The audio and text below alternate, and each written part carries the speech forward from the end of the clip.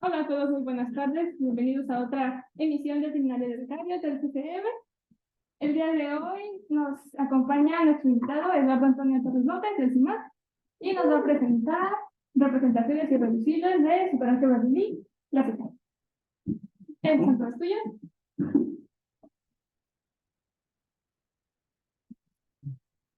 Bueno, buenas tardes a todos. Muchas gracias a los organizadores del seminario por invitarme a acudir acá. Es un placer venir hasta acá para presentar y muchas gracias a todos ustedes por asistir. Les voy a presentar básicamente que he estado trabajando con mi asesora de tesis, la doctora Isabel Hernández, y pues con ella he trabajado desde mi tesis de licenciatura, así que es bastante. ¿Ve? Vamos. ¿Dices tú o Liz? Ah, ya.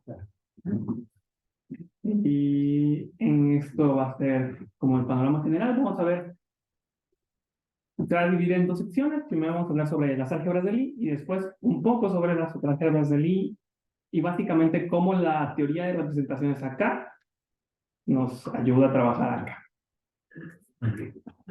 El objetivo, tal cual como está escrito en la presentación de la exposición, es describir las representaciones irreducibles de las álgebras de Lie semisimples, que eso es la parte de la primera sección.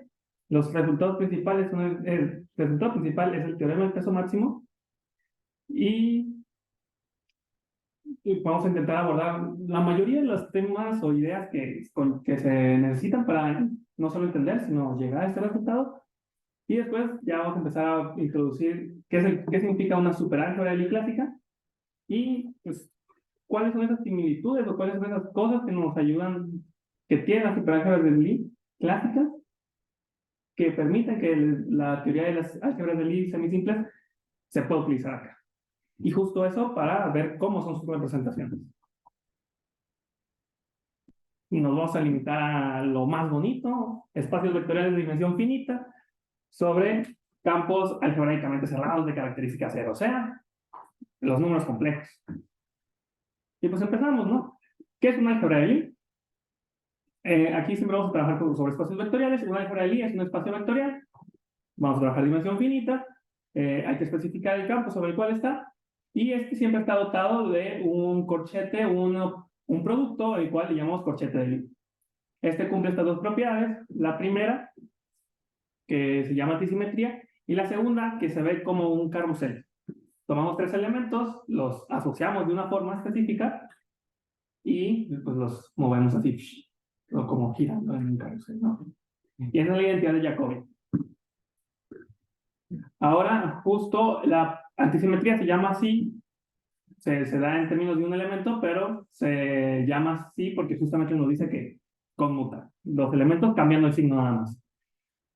Y en realidad eso es importante porque no en todos los campos no podemos definir esto como antisimetría porque en características específicamente esto es trivial, eso siempre sucede. Y pues esto es como la generalización de ello. También decimos que una álgebra es abeliana si el producto conmuta siempre, que sería esto. O más bien que el corchete es nulo. Abeliana, álgebra trivial, cualquiera de las dos puede que lo utilice en esta charla. Y el ejemplo clásico, el ejemplo más que aparecerá siempre, es el álgebra general lineal, que básicamente es las matrices. Las matrices tienen un producto que ya todos conocemos, entonces podemos definir el corchete de Lie como esto, tomar el producto que ya conocemos de matrices, aquí lo escribí en términos de espacios de transformaciones de un espacio vectorial, pero si estamos restringidos a dimensión finita es equivalente. Entonces tomamos los elementos con el producto que ya conocemos y restamos con conmutarlo con eso. Este trivialmente es antisimétrico y pues haciendo las cuentitas, tomando 3, podemos observar que también cumple la identidad Jacobi y se sigue directamente de que es una álgebra asociativa.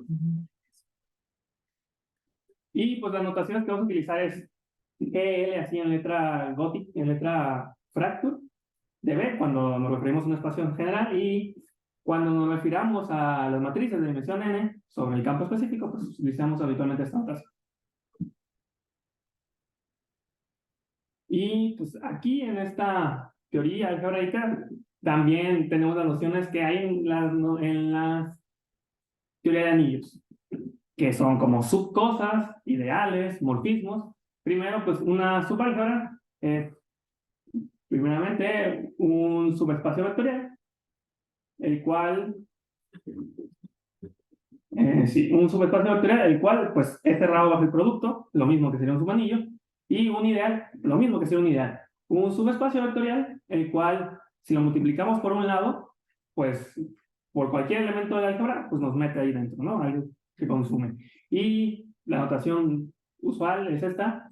Y además observemos, dado que aquí el producto es simétrico, aquí no tenemos que distinguir entre ideales izquierdos y derechos.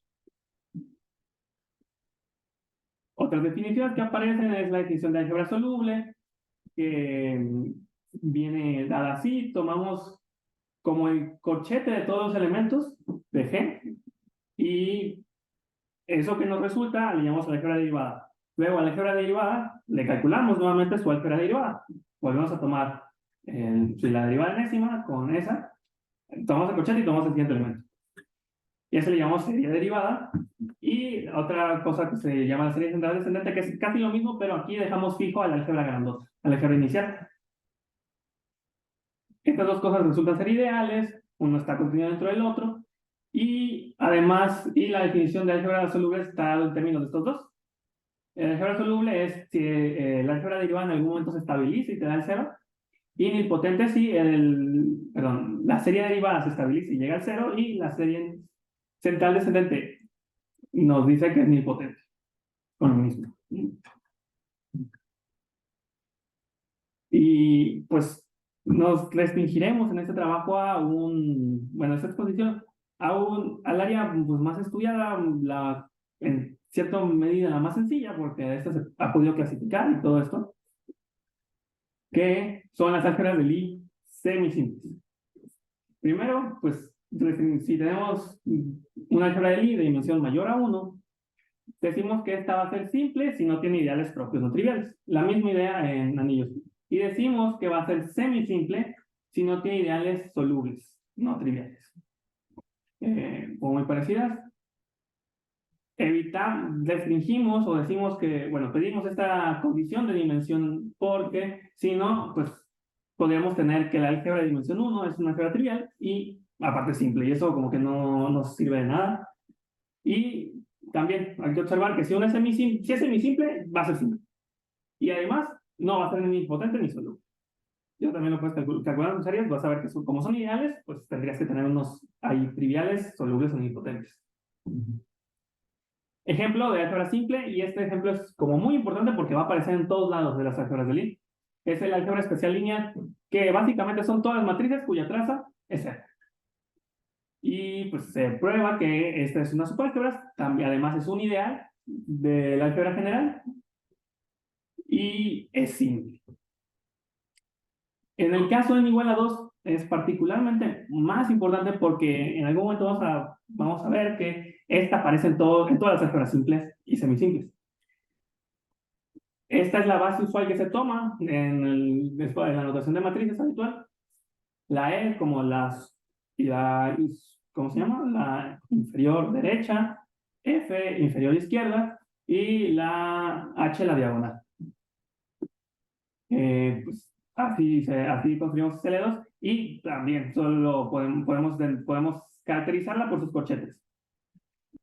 Y algo aquí que observamos que es como un spoiler de un adelanto de lo que va a suceder después, es que H, E y F en cierta forma son eigenvectores de H si lo dejamos fijo como una transformación lineal.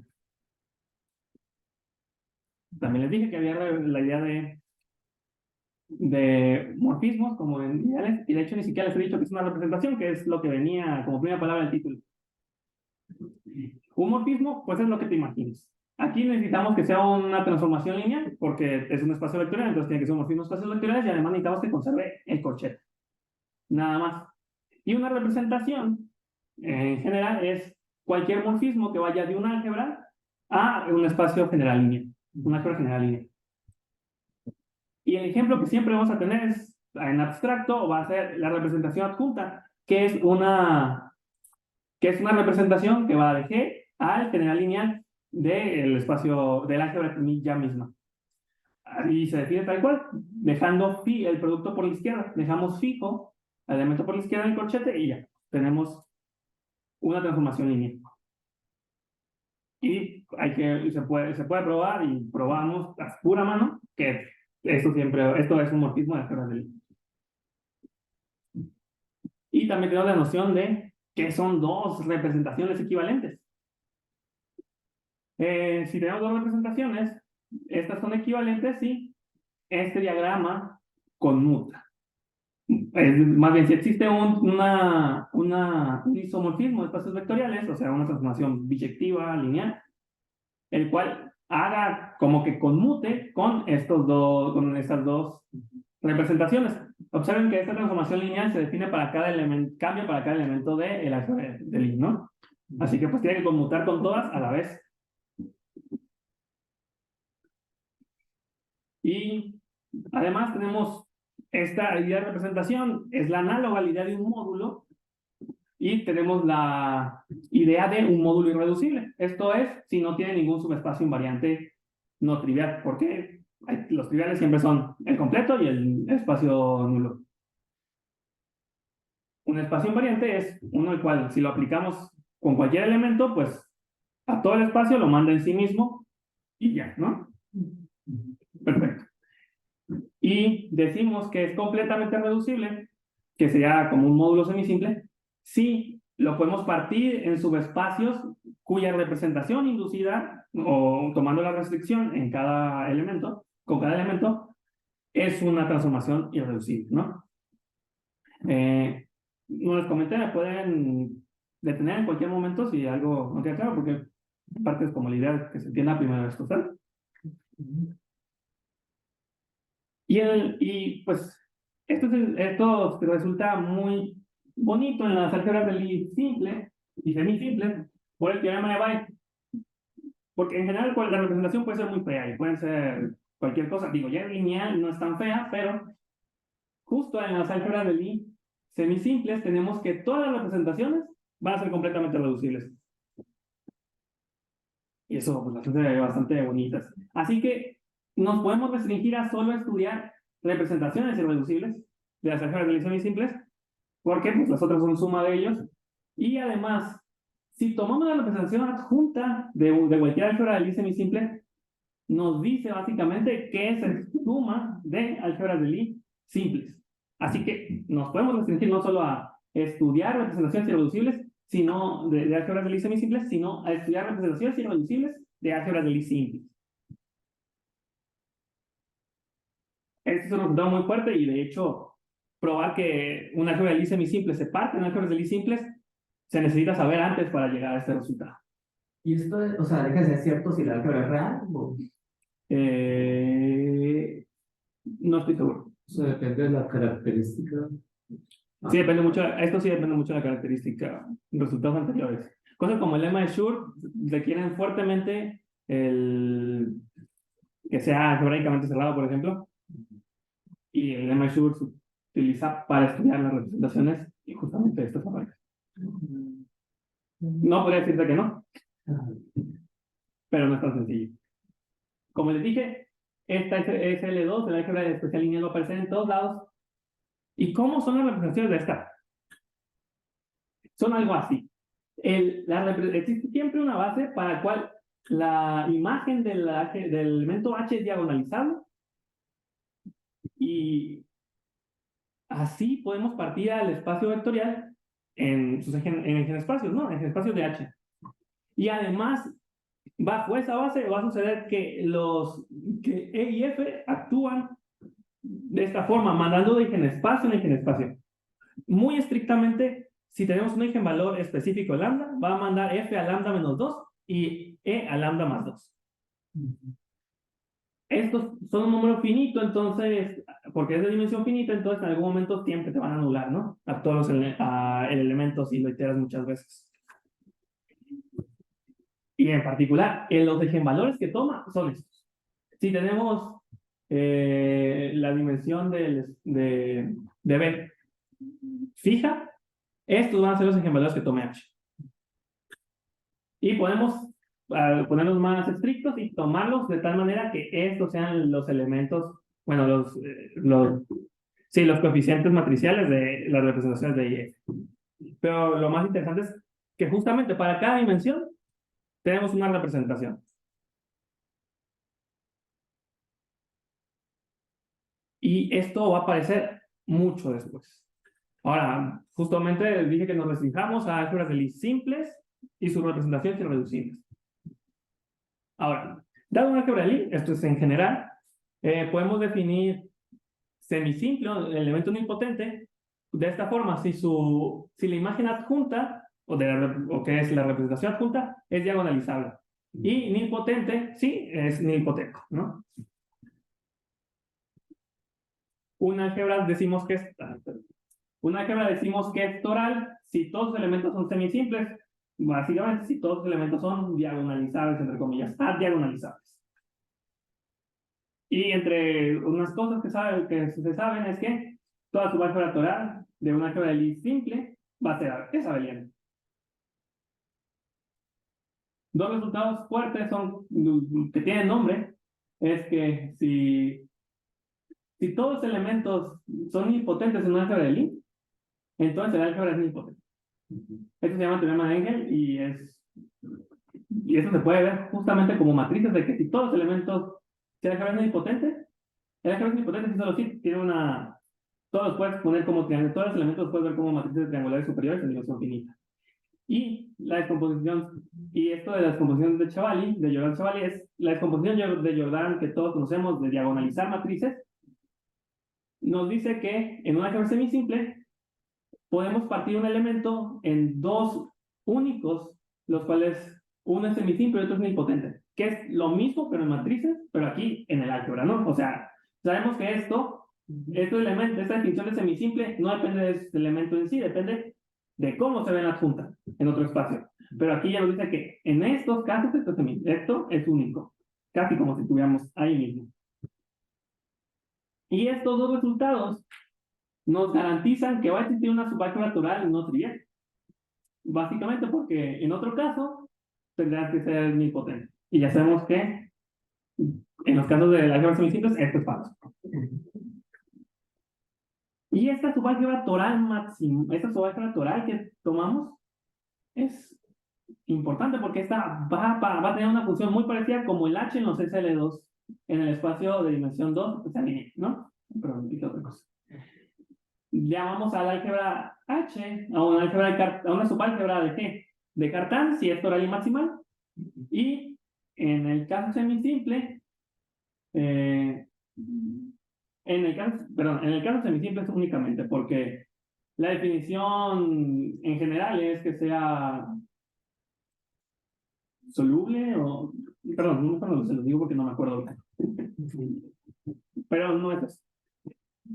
Y justamente seguimos en este mismo caso, y estas subálgebras torales son autocentralizadas. Que pues el centro donde el centralizador de un subálgebra es esto, ¿no? El álgebra más grande, la subálgebra de G más grande, tal que esto se conmute con todos los elementos de H. Que también se puede ver como el eigenespacio asociado al cero del álgebra de Cartan. Y de aquí se sigue, como ya son elementos diagonalizables y conmutan, un resultado de álgebra lineal es que son diagonalizables, pero bajo una misma base.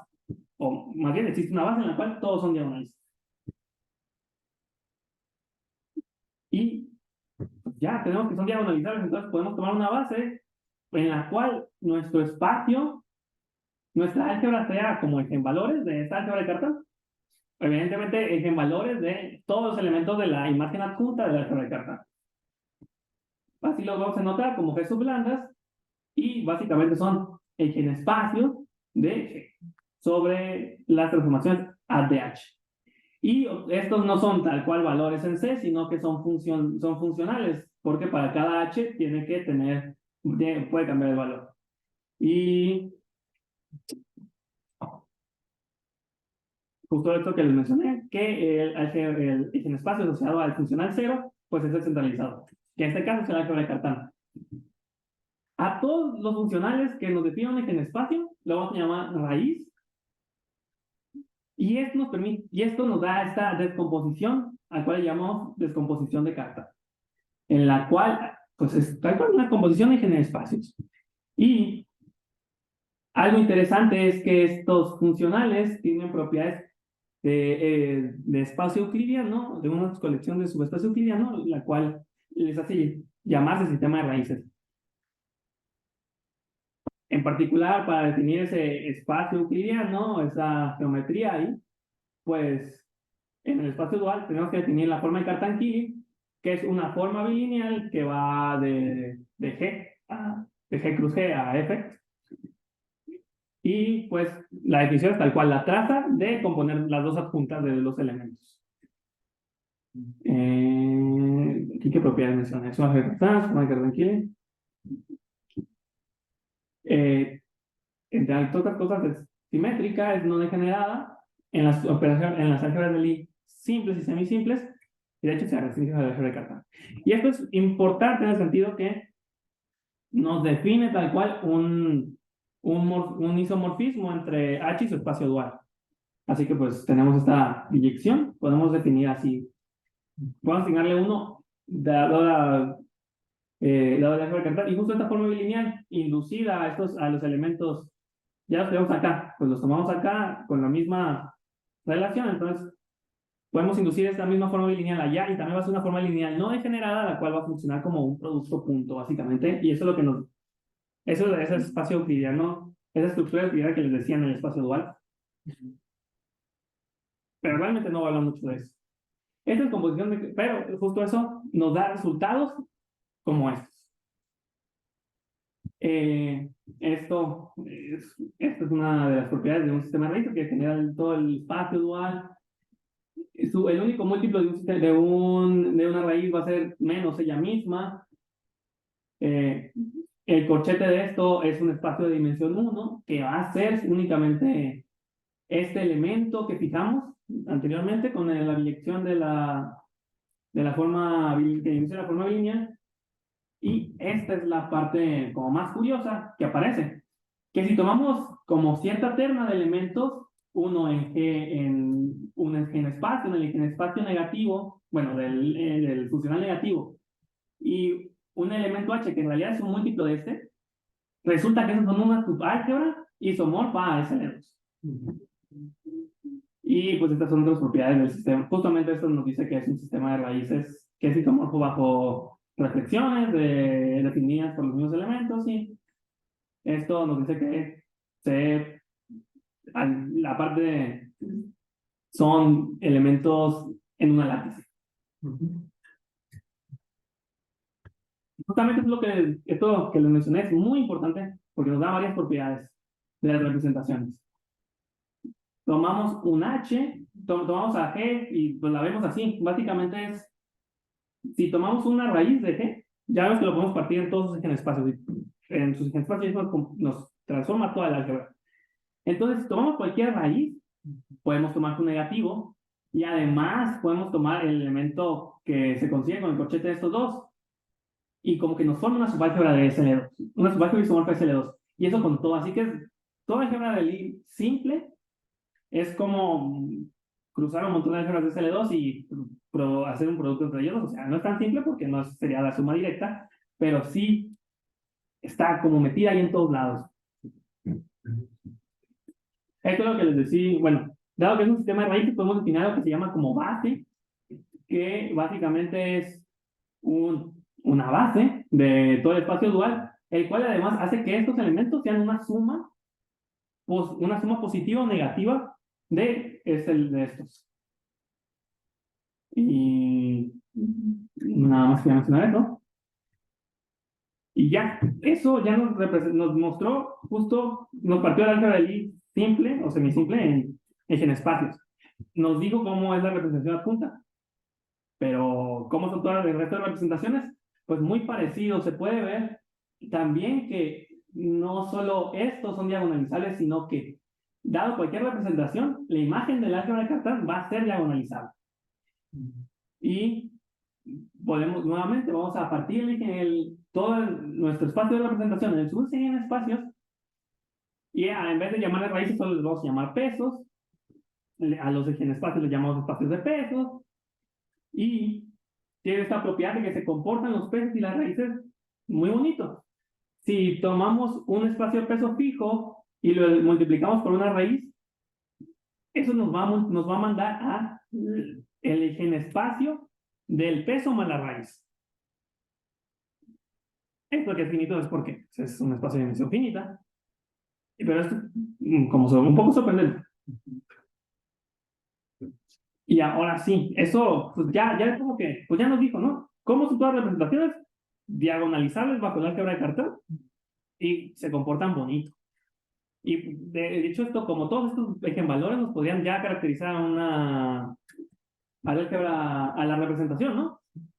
Pero aún hay más, es como aún más sencillo describir a la representación o compactar toda esa información. Vamos a definir peso máximo a un elemento del espacio de representación donde para todas las raíces positivas, ¿se acuerdan que les mencioné que había una base y se podía partir en sumas positivas todas y sumas negativas todas? Pues todas las que son sumas positivas son las raíces positivas. O bueno, si se anula para todos los elementos de la base, pues también va a ser equivalente. Entonces, si un vector se anula, obviamente que no sea cero, para todas las raíces positivas, le vamos a llamar vector de peso máximo. Y vamos a restringirlo además a que sea un eigenvector, perdón, y al eigenvalor asociado le vamos a llamar peso máximo. Y por ahí vienen los nombres de teorema de peso máximo.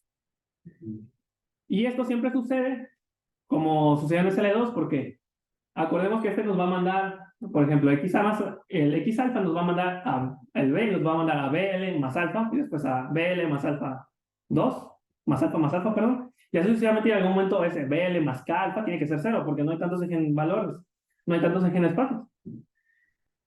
Entonces siempre, y esto lo puedes hacer con todas y juntarlos, hacer el proceso finito, y pues vas a ver que siempre va a existir un peso máximo.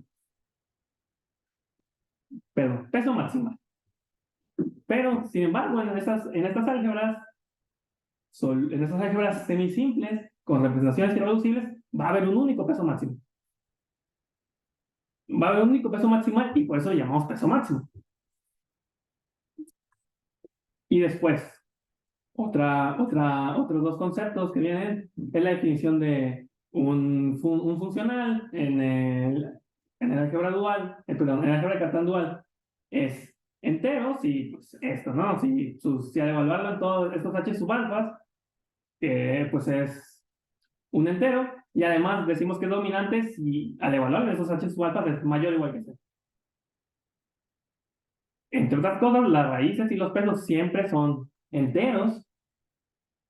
Y pues un comentario aquí cerquita, primero de esto se sigue directamente de que SL2 esté metido allá. Como ya vimos, como se había visto ahí, como en la matriz diagonal de H que mostré, todos los eigenvalores de SL2 son enteros. Dimensión menos algo, ¿no? Entonces, pues justamente como cuando le evaluamos en estos H subalfas, podemos observar la copia de SL2 que tenemos y ver cuánto se va a evaluar, viéndolo como una representación de SL2 y no de toda el álgebra. Y ahí nos queda claro que evaluándolo aquí siempre va a ser entero. Y además, si se acuerdan, había como un elemento que nos borraba el E, S, era como dimensión de B menos 1, ¿no? Entonces, también suena que va a ser dominante ese elemento que borramos. Y sí, tal cual este es el teorema del peso máximo, que nos describe todas las representaciones irreducibles de álgebras de Lie semisimples. En particular las simples. Primero nos dice que toda representación tiene un peso máximo. Además, todas las dos representaciones irreducibles van a ser iguales o la misma si coinciden con el peso, coinciden en el peso máximo, o sea, este funcional, siempre va a ser un elemento entero y dominante. Lo de entero, más o menos ya les dije cómo, lo de dominante igual. Es la misma idea de tomar ese L2 y ver un poco más las cuentas. Y bueno, y checar que las cuentas estén bien. Y además, para todo el elemento entero dominante, o sea, si tomas un funcional en el espacio dual y le das cualquier valor en Z más para cada entrada, vas a poder construir una representación irreducible. Así que tenemos una biyección básicamente entre todos los funcionales que toman valores en esta látice, o más bien de la látice de Zn, donde n es la dimensión de la álgebra de Cartan, con todas las representaciones del álgebra de Lie. Entonces, pues como muy receptiva. Son necesitas un funcional para elaborar toda su información. Y bueno, eso es todo lo de álgebras de Lie. Ahora vamos a pasar a superálgebras de Lie. Les voy a dejar un momento en lo que tomo agua. Preguntas hasta.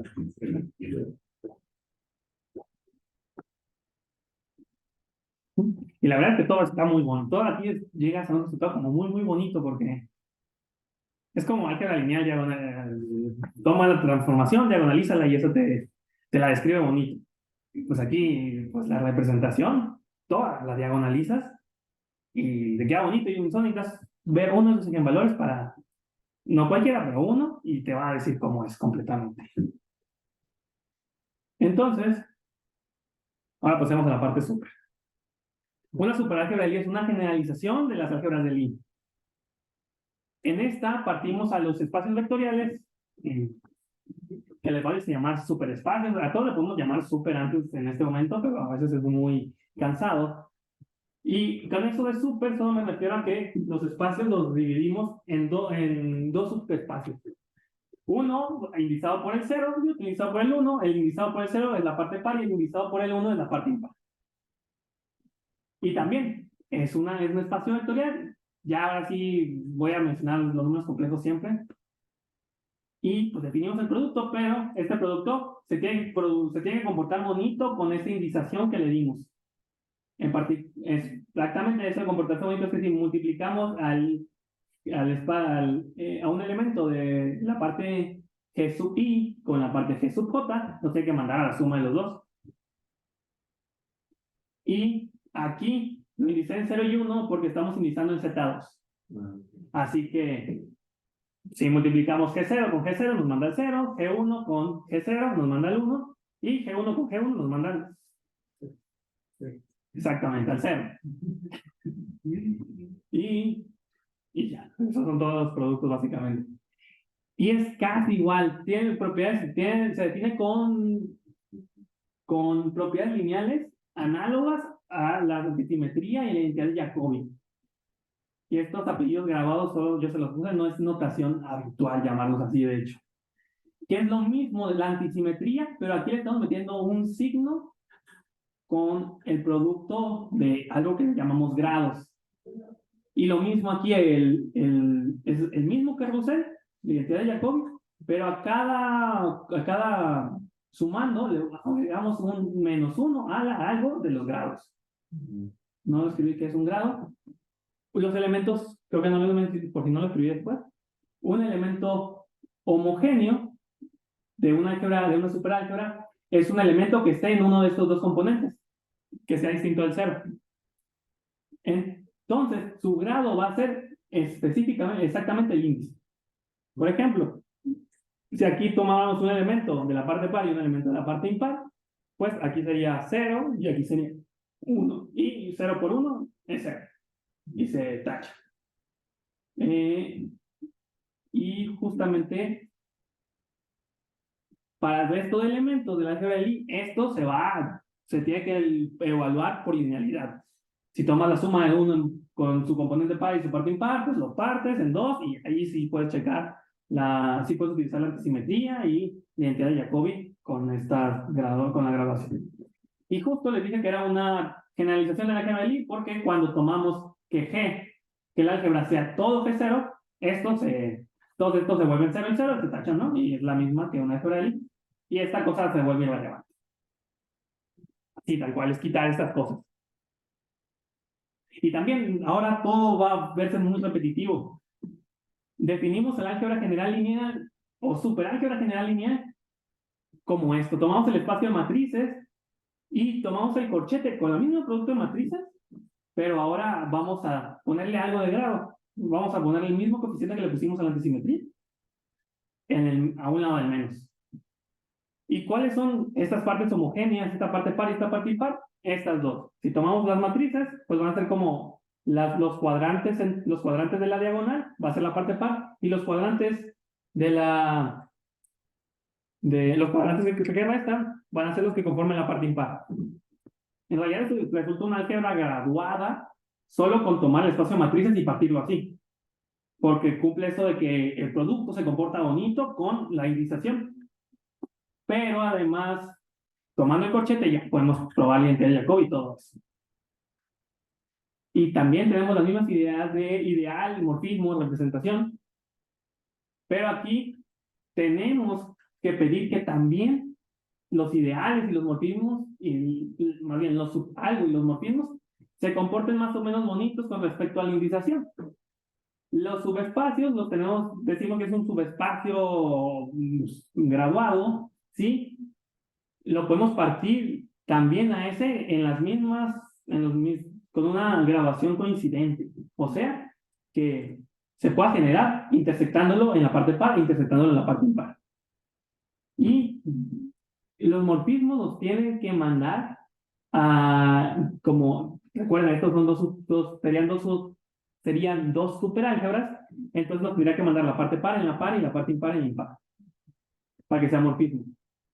Esto viéndolo como transformaciones lineales sería decir que es una transformación lineal par, porque también, como las superálgebras, de la misma forma análoga podemos definir la superálgebra de las transformaciones lineales. Y pues, dado que esto ya es un morfismo, dado que esto sería un morfismo, una representación que sería lo análogo, un morfismo de una superálgebra a álgebra general lineal, pero ahora en el caso super, ¿no? Que sería esto. Y también lo podemos definir para cualquier espacio vectorial o solo para el espacio matriz. Funciona, este es general, porque el espacio matriz se limita al espacio de dimensión finita. Y también lo mismo de los módulos, que ya mencioné, módulo simple, o módulo, perdón, representación, aquí, sí, representación. Estoy al otro lado.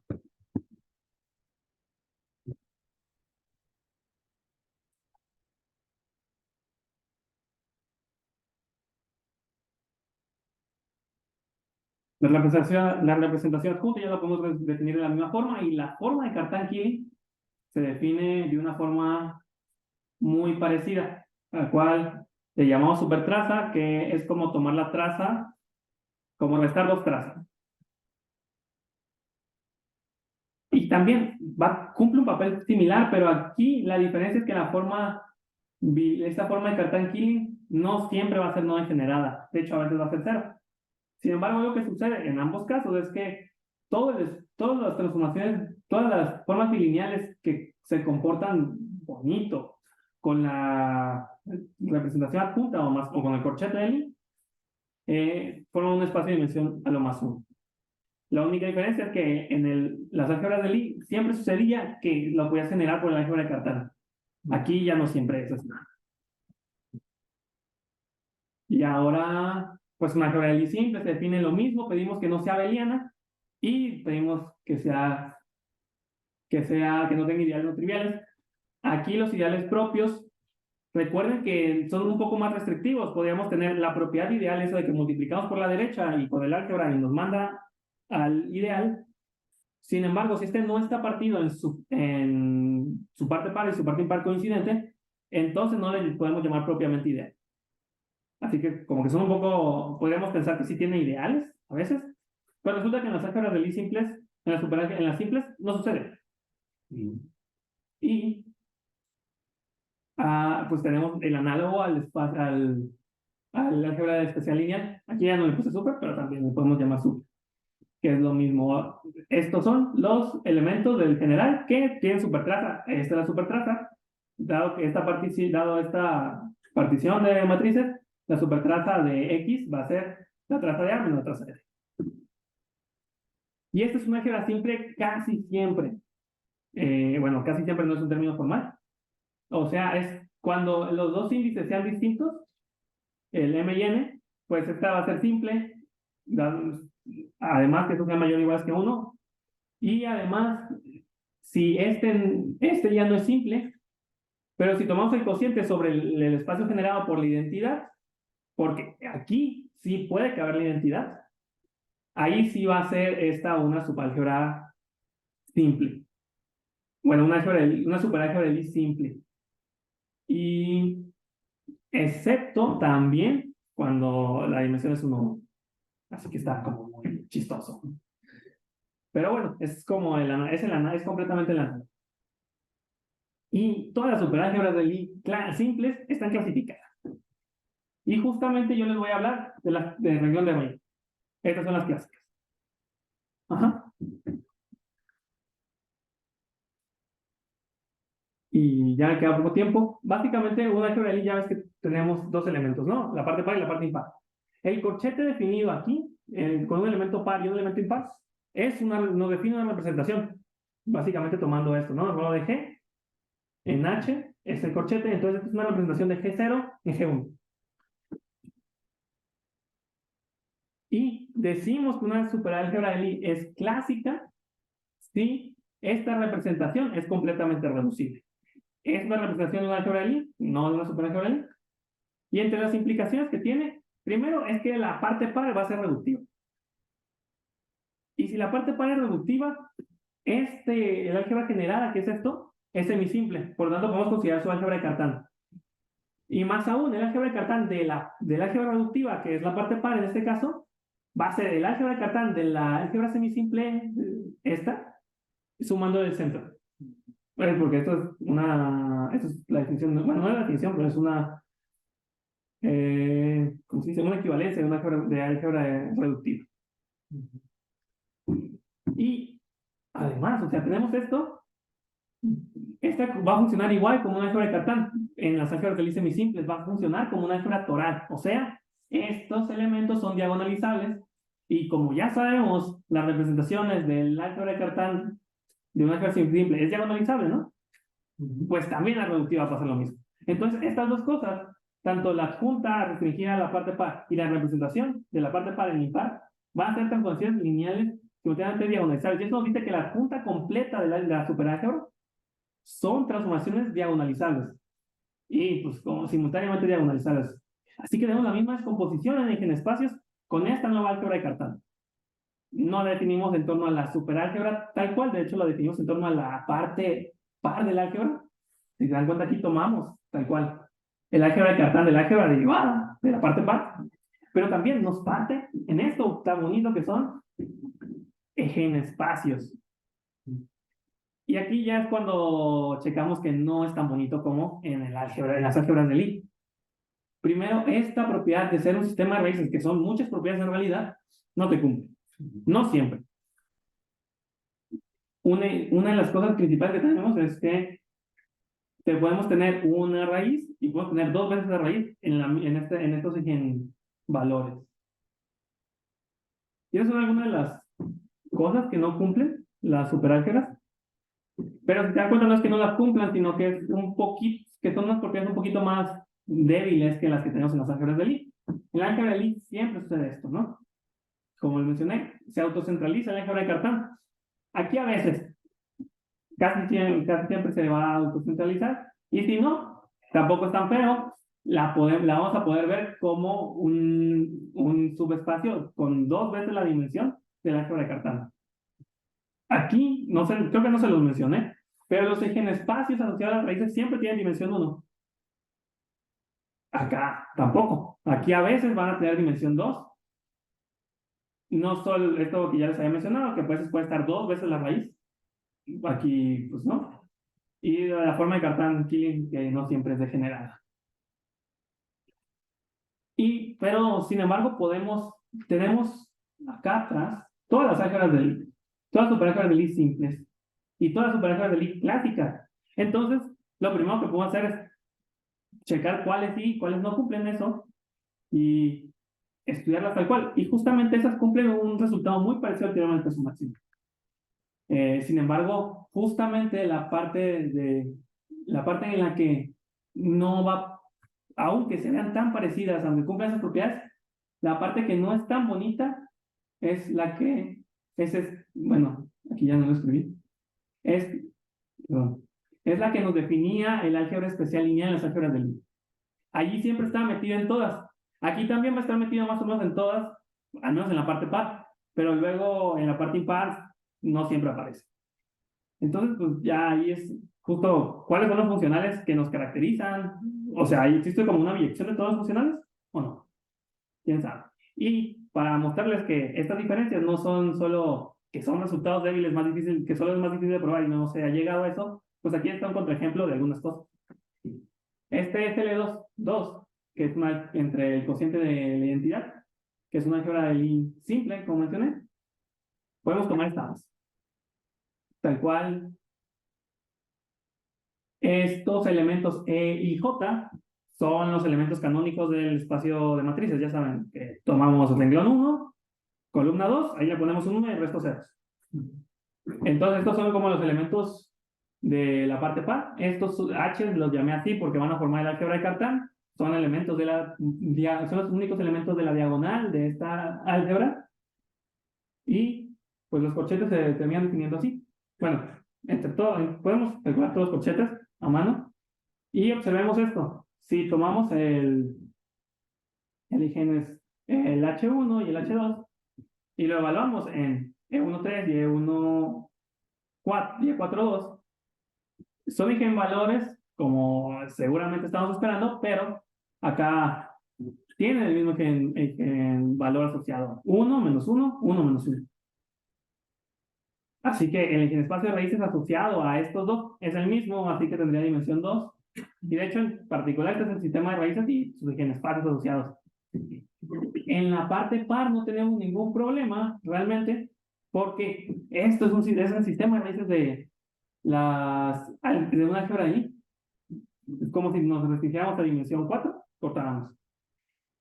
Pero aquí en la parte impar, pues, no se comporta tan bonito. Tenemos ya dos eigenespacios de dimensión 2. Y básicamente es un poco un rollo medio de ver que estas expresiones que no significan lo mismo en esos casos. Tristemente, para todas las álgebras que se definen simples, que se definen así como SL algo, ese es el único caso que no funciona tan bien sí, ese es el único caso que no funciona bien.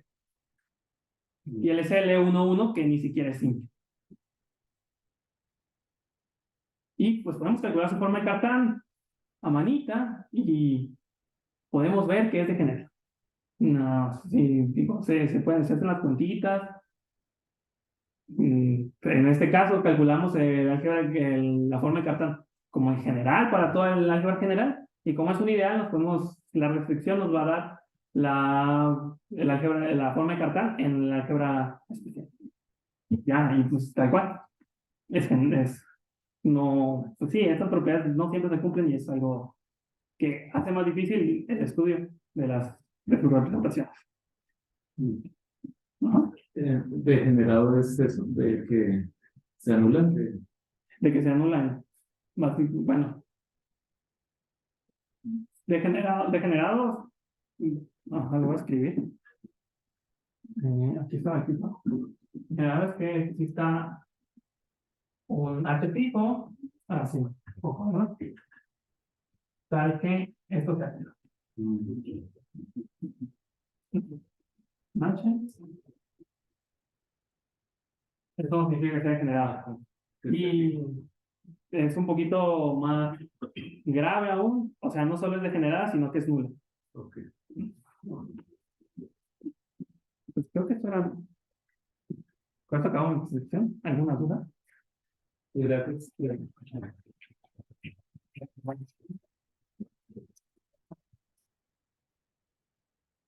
preguntas?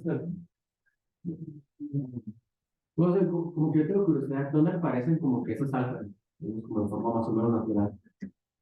En las matrices. Bueno, la forma en que yo sé que son, que desaparecen históricamente es estudiando las variedades diferenciables. Hay cosas que les llaman los grupos de Lie, y justamente si tomas esa variedad, tomas la componente conexa de la identidad y lo estudias específicamente, el espacio tangente es un espacio vectorial de dimensión, la misma dimensión de la variedad, y el mapeo exponencial de aquí a acá te define como una dirección no solo entre elementos, sino entre el producto que tienes en el grupo y como algo aquí arriba, al cual le llamas, el cual es como, ya que estas son como derivadas o algo así. Sí. Pues justamente entre la relación entre como la conmutación de las derivadas y el producto acá. Y pues, si tomas el espacio tangente de la identidad, este espacio vectorial resulta ser un algoritmo. Este espacio tangente es el algoritmo. Sí, claro, o sea, pero Así que- digamos como una superálgebra, o sea, que no es álgebra de Lie, porque este ejemplo es como una álgebra clásica. Ah, ok. Pues yo me imagino que los supergrupos, la verdad no. ¿Alguien más?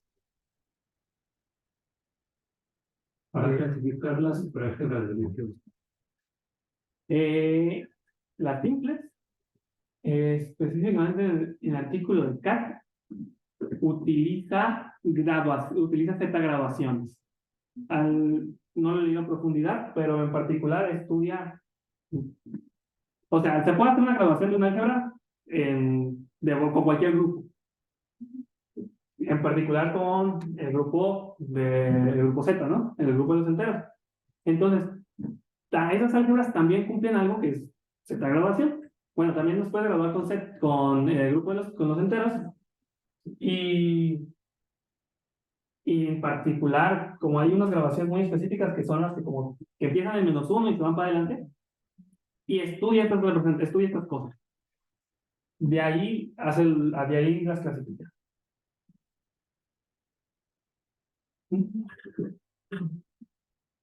Yo me acuerdo. ¿Qué le necesitas pedir al grupo para que su álgebra de grupo sea No sé. No sé. Y otra es, pediste característica cero en el campo, ¿verdad? Sí.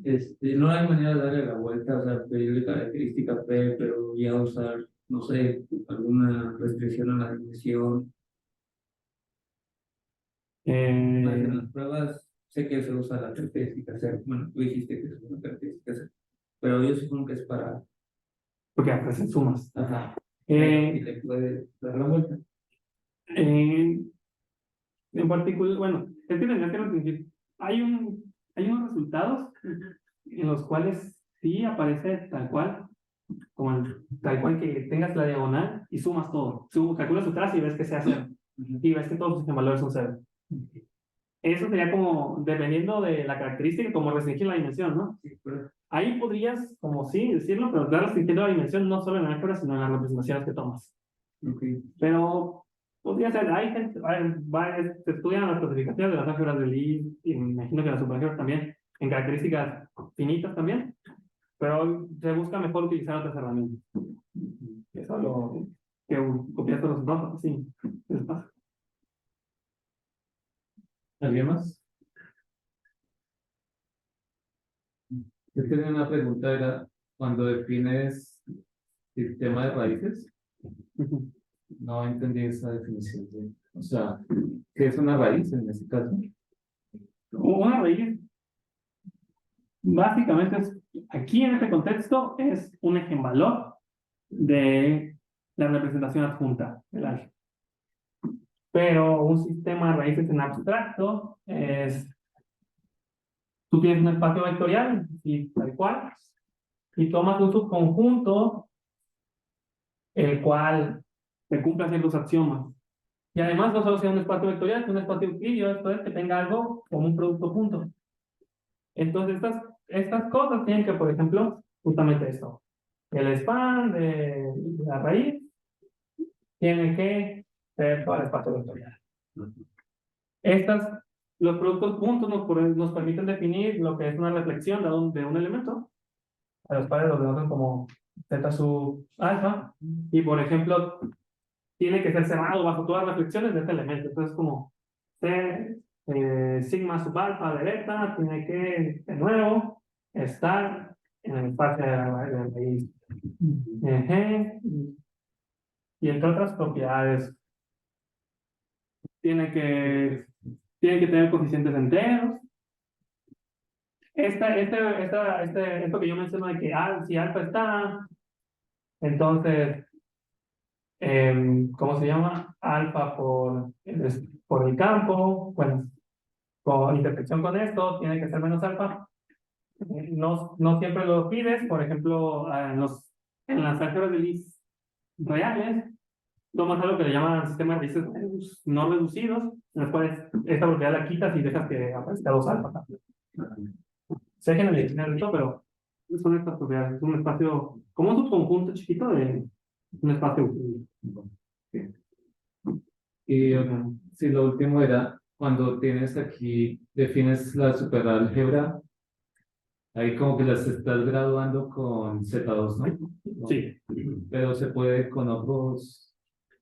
Sí, esto que mencionaba de que sobre cómo clasifican las superálgebras. Sí, puedes, en realidad puede ser una álgebra graduada de cualquier grupo. Tú tomas, por ejemplo, los polinomios irregulares, pero sí, puede ser cualquier grupo. Ocupas como noción de norma, ¿no? Porque de repente ya se toma como que el grado de X y el grado de Y. En tu caso lo tomabas con el Sí, justamente. Habitualmente se toma un grupo, en realidad es un grupo abeliano el que tomamos. Ajá. Y por eso lo sumamos porque es la acción del grupo. Pero pues tú tomas, no sé, un grupo. O los reales, por ejemplo. Sí, con Z, pues se me ocurrió Z5. Bueno, Z a la 5, Z2 a la 5 y pues tal cual el grado sería 5 valores de 5, ¿no? Y los puedes sumar, pues esa suma sería la suma en el grupo. Aquí no tiene mucho sentido definir estas cosas, ¿no? Estas propiedades no tienen mucho sentido, pero una álgebra graduada solo cumple esto. Nada más. O sea, estas propiedades son de una superálgebra ahí. Entonces digamos que en grupos más abstractos no quieres la tercera. Okay. Ni la segunda, sí. Okay. O sea, tendrías que definir otra definición de para qué estás viendo esto, ¿no? Claro. Ok. ¿Listo? Pero sí, esta propiedad es la de la acción del producto del grupo. Acá arriba, ya sabes. ¿Alguna pregunta? Bueno, pues muchas gracias. Muchas gracias, Eduardo.